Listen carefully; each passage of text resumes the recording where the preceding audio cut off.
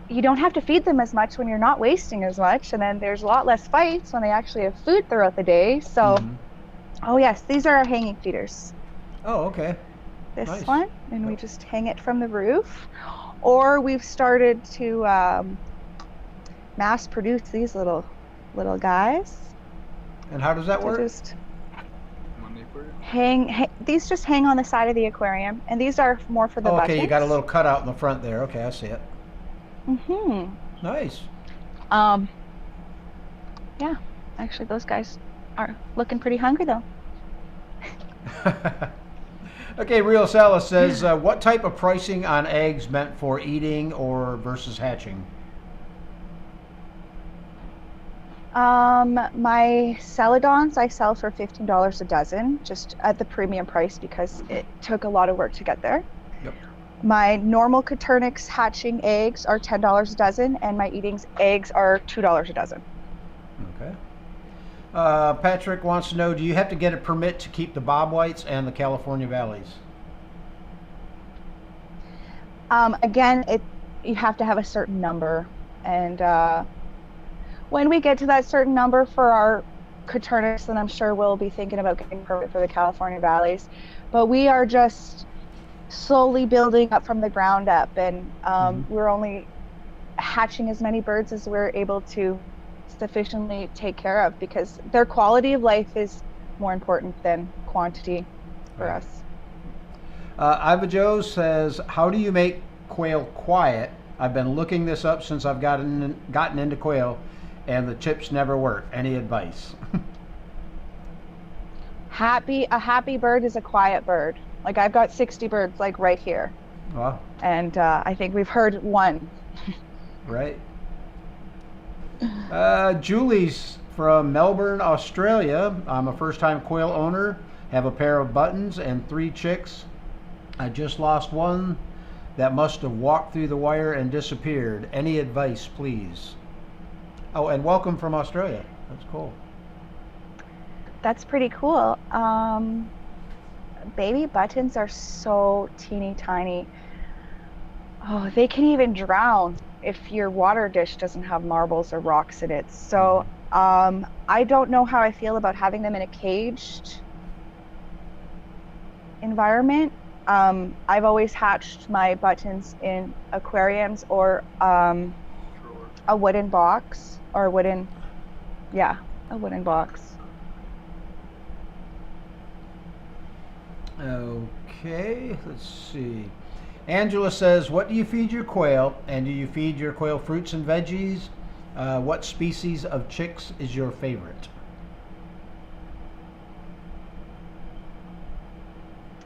Well, okay, I think I've gone over the food. For their treats, I give them a lot of zucchini. I grew zucchini specifically for them this year, and lettuce. They love cucumbers, alfalfa sprouts, mealworms. I will just, a lot of it has been trial and error. I've noticed they do like the more watery vegetables and fruits. Yep. Small bird seeds. Small bird seeds, like they love Niger seed too. That's a good seed to give them in wintertime. It really bulks them up a little, gives them more warmth and energy. Cool. Oh, my favorite chicks. Buttons. Buttons never get old. And I'm amazed every time I hatch a button how tiny they are. Like, they are literally the size of my thumbnail. They are so Wow. tiny. Have you ever seen a button? No. Oh, sorry. No.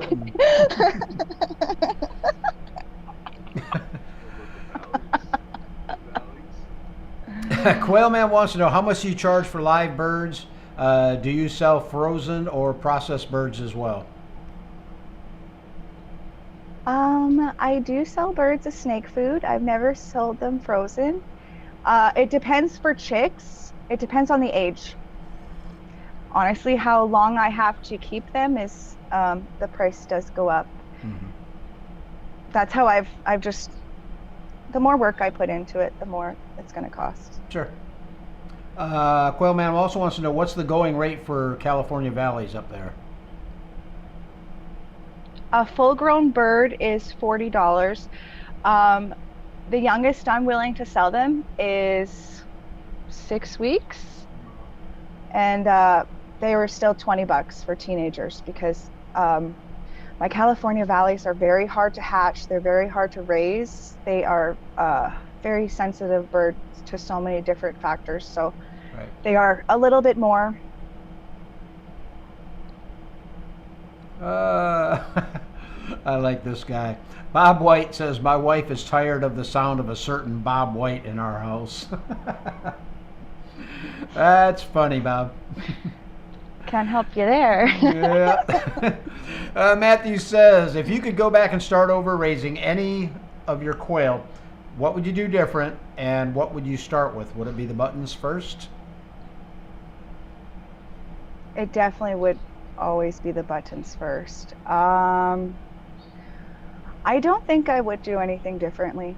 Honestly, I got into each species and at the right time. It was such a evolving journey that we've been on. The buttons were a lot of work just to keep them from eating each other, and the hatching I thought would be so easy, and it really wasn't. And then all of a sudden I got into Coturnix, and they were way easier and way more friendly of a bird. Sure. So no, I wouldn't change anything. I like the way we went on our journey of birds. Stacy says, not sure why, but hearing that Bob White in the background makes me smile. I guess I remember hearing them as a child. What do your California quail sound like? California valleys, they have so many different sounds. The females, she'll call out to me. She has this certain call, like her, like a little, yeah, it's like, I don't even want, I feel embarrassed doing it. But for the most part, they sound like water dripping. Like when I'm in there feeding them and their little happy coos, it sounds like water. Like Really? It's so therapeutic. When I first got them and they matured and they were making their calls, I would just sit outside the chicken coop and just listen to them. And that's the biggest selling factor, was people who were from BC and moved to Ontario or moved to Manitoba, and they always talked about, oh, the sound of California valleys. And it is such a unique, beautiful, therapeutic sound. Cool. Michael Iron says, what are the dimensions of the wood cages, and do you currently sell any quail or eggs? I think I'm shut down for the winter. What of our dimensions of our wood cages? The tower is about one. They're made from studs, so they're 6x2. Yeah, they're made from studs, so they're 6x2, and just my tower is just a 1x1. Okay. Little square boxes. They're all 2x2s in the picture. 2x2. Oh yeah, 2x2s. Sorry. Pamela wants to know, what do you do with the extra boys that you don't need? My buttons go to, I know a couple people who raise snakes, and my Coturnix, well, they go to me. Freezer camp. Freezer camp. They don't usually make it to freezer camp, honestly. I'll butcher really? 6, and we're just having a barbecue that day. Like, they don't last. Right. I love them in more ways than one. EA says, which of your quails hatch the longest? I don't know if that's how long. I think it's how long is the longest incubation period you have? My California valleys. How long do they take? They are so close to Coturnix, but it's like 18 or 19 days. Okay. They sometimes need that little bit. Yeah, I have them on a different lockdown timer and everything. Freezer wants to know, is it possible to start a business with 50 to 65 quail?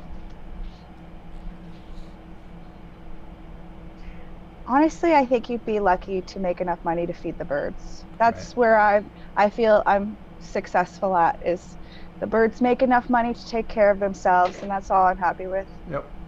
Yeah, I've got 300 birds, and I'm just feeding them. You know, I mean, they're paying for themselves. Every once in a while, I'll get a little bit of money, but I'm just happy getting, you know, the extra meat. And now that I've got a new puppy dog, he loves quail. He loves quail eggs. So. Well, it's not often you can have a hobby that pays itself. Exactly. Like truly, it's such enjoyment. Yep. Myrella Turchin, hello from Reading, Pennsylvania. Hello. Heather wants to know, are celadons true? How jumbo do you hope to breed for?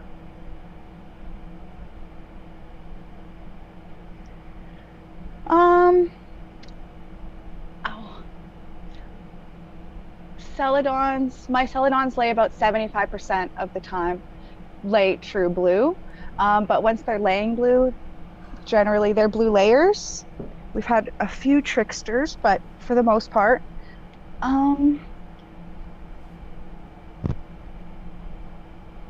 sorry, what was that last question? Hold on, let me get back to it. Sorry, my legs started to... how jumbo do you hope to breed for? How big? Oh, how jumbo are we hoping to get? 300 plus, 350 plus. Yeah, 300 is what we're hoping to get our jumbos, but I still feel like that's a lofty goal. Right. Jay says, that's awesome. Fiona, we'll be checking in with you for hatching eggs this spring. I live in Ontario. Oh, sweet, neighbors. Okay, Verna says that the cuddle bone is for both beak and calcium, so we're both right. I don't use it, but they really do seem to use it to sharpen their beaks. So yeah. It's like a cat, you know? Right. You would think. Okay, let's see here. Okay, I think we're running low on the questions. Trick says, what should I do if my female quail starts chasing and pecking my other female quail? I would either try to get more females in there so there's not such a alpha omega relationship, or if the female is just aggressive, I've had to, you know, kill the occasional aggressive female because she's picking on the male, she's picking on the females, and sometimes, like, an aggressive bird is always going to be an aggressive bird, unfortunately. Okay, guys, we are at 8:02. We're going to knock out the rest of these questions and call it a night. I'm not even posting that one. Patrick Fultz says, is there another variety of bird that you want next? And I hope I didn't skip another variety of bird that we want next. We're getting into pheasants. I really like the melanistic mutant pheasants, but we got the jumbo ringnecks and the lady immersed, so I had to really choose between those. But dream bird for sure would be a melanistic mutant, or the purple Coturnix. Oh, that would be nice.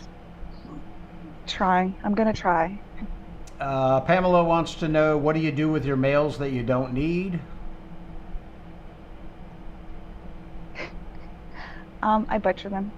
Yep. Quail Ma'am says, have you ever housed Coturnix and Bob Whites together? If so, did you have any issues with the Coturnix laying, or the lack of, should I say, afterwards? Literally asking for a friend. I had them grow out in the brooder together, but even as teenagers, they started getting really hostile towards each other. So yeah, I had to separate right away. And usually my buttons, they don't pose a threat to anybody, like any of the Coturnix or the California Valleys, but for some reason the Bob Whites took a serious disliking to the buttons even. So I don't think Bob Whites do very well with other birds, generally speaking. I just got into those ones, but that's what I've noticed. Oh. Excuse me. That one went down the wrong pipe. Okay, Angela says, what common predators do quail, what common predators do quail to look out for in the Pacific Northwest? Foxes. I've had a fox kill all but 2 of my chickens. Wow. And if my if my Coturnix were anywhere outside, they totally would have been gone. Um, uh, Big rats, snakes for sure. Yeah, owls. Oh, yeah, we've lost a few birds to owls this year too. Well,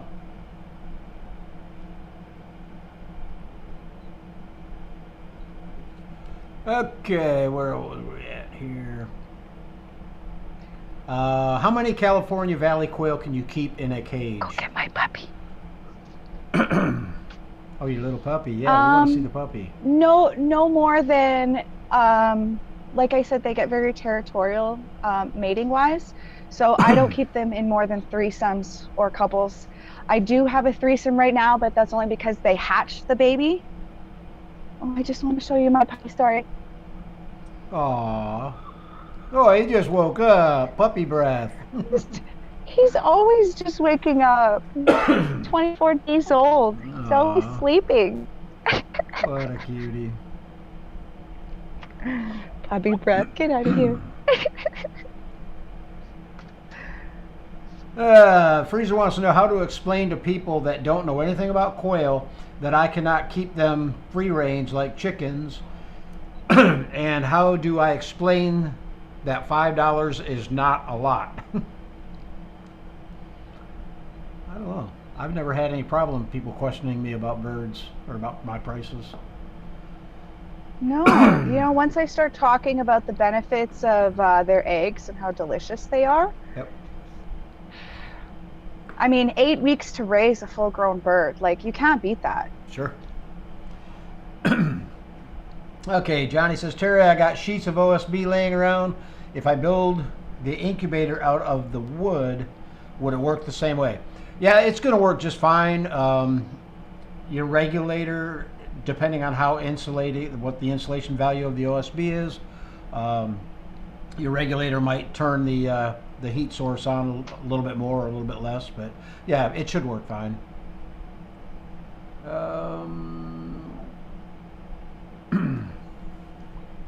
Quail Ma'am says, is there anything you wish you'd known earlier or done differently in your quail quest? Yes, I wish I knew the little tidbit from Perry about the egg size, because I've been going about it all wrong trying to get the jumbos. All right. Okay, here's one. Kind of interesting. Ben says, do you give a warning talk to the new people to ensure that they really want to raise quail? If so, what does that talk sound like?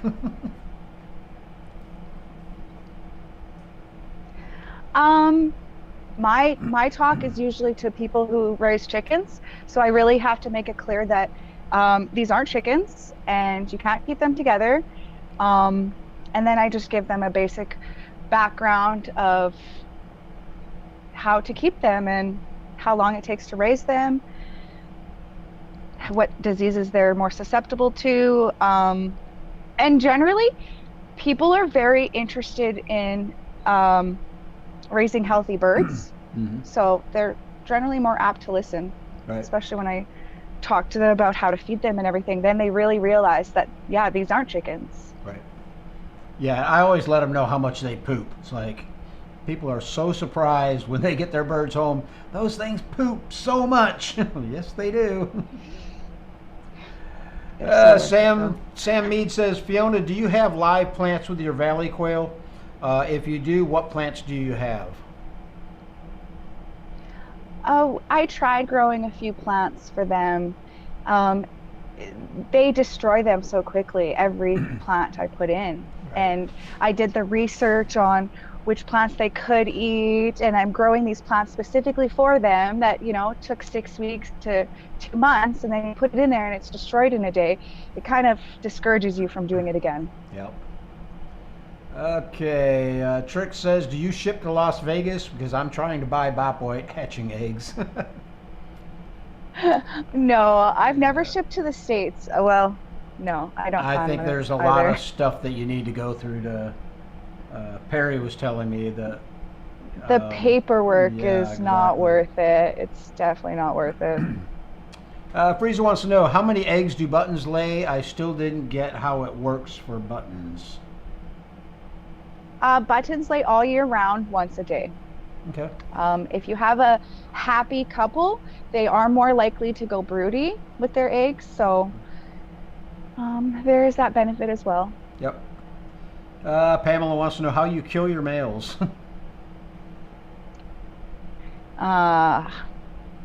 We have pruning shears, not pruning shears, Poultry shear. poultry shears. Yep. And they're nice curved blade. And we try to do it halal. No bird sees what's happening to the other bird. And Right. while they're looking this way, we just do it and their skin peels right off. It's super Yep. easy. Let's see. Carrie and Mindy said, do you sell quail balut? And if so, what day do you take them out of the incubator and how much do you sell them for? I had to do the research on that the other day, and I definitely considered it if there was enough market, but that would be dependent on the person's preference, because some people prefer 14-day, or some people prefer, you know, closer to the hatch day. Yep. So that would depend on if it's requested. It's definitely something I'd consider, but not something I'd be willing to advertise and actively do. All right. I get a lot of people asking me for it down here, mainly the Asian market.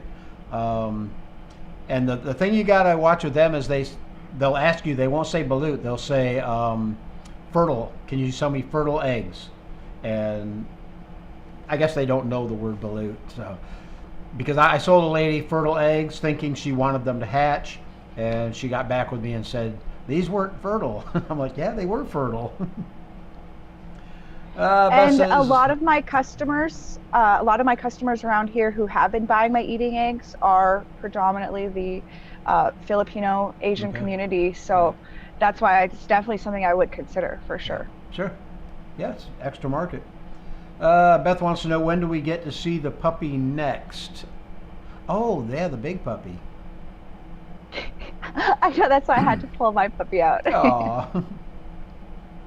I think the puppy's in bed with my wife sleeping right now. Let's see. Are button quail feathers sexable? Not always. Certain colors are very easily sexable, but the white ones, the gray ones, there's certain colors you can't tell unless you get right in there. Right. Trick says, I have doves and baby chicks with my quails. Would that be the reason why my female quail fight with the others? If so, can I watch your video and build your same enclosure? Do you have a video on your enclosures? Well, maybe she's talking about my video. Do I have a video on my enclosure? Not how to build it, no. Okay. What do you think about keeping doves and baby chicks with the quail? I've raised a lot of babies together. Usually it's fine until they get to a certain age.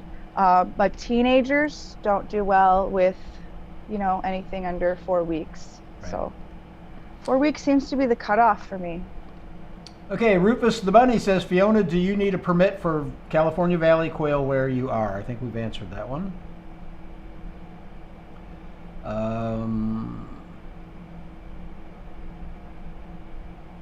Okay, I think that about brings us to the bottom. Hold on, there's one more.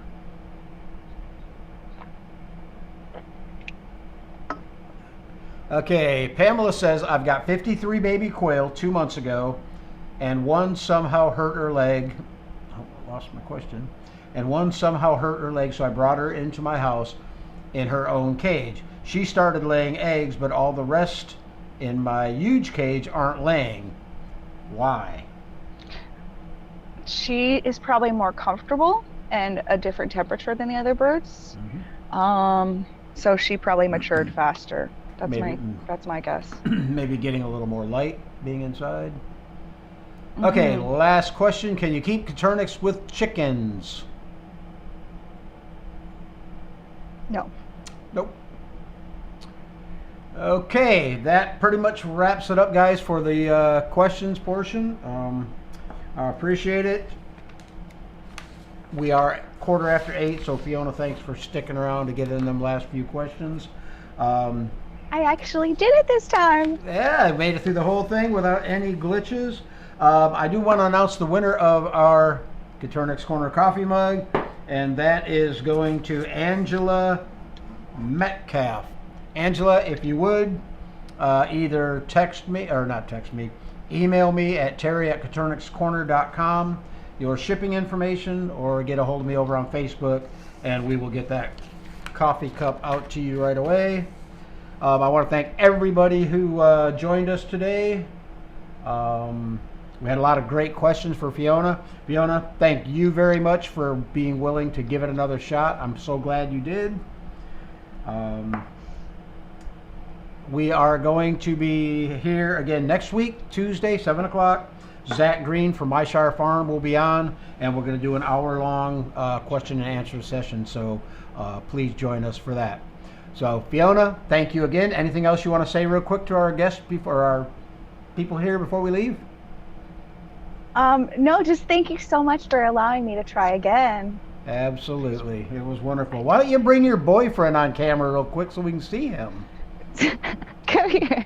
They want to see you. Well, we hear him. Hey, what's up? How you doing? We hear you in the background. We had to see who you were. So, cool. All right, Fiona. Better half. I hear you. Thank you very much, and everybody, you guys have a great week. And I check back on the channel because I do have some videos coming up, and we'll see y'all next week, Tuesday. Have a good night.